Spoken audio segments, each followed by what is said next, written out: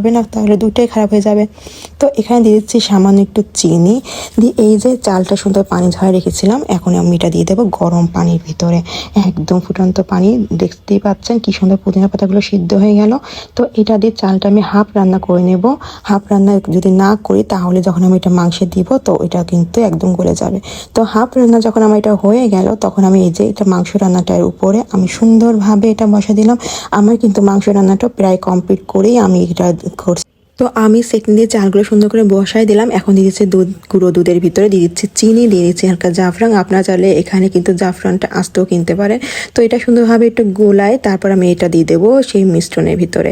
একদম খুব সুন্দরভাবে গরম পানি দিয়ে আমি এটা খুব সুন্দরভাবে একটু মিক্স করে নিলাম। এখন আমি এটা খুব সুন্দর করে এই যে আমার সাজায় রাখা চালটার উপর দিয়ে দিচ্ছি একটু আমি পুদিনা পাতা, দিয়ে দেবো ধনে পাতা, দিয়ে তার ফাঁকে তার উপরে দিয়ে দিচ্ছে আমি পেঁয়াজের পেস্তা। তো এটা দিলে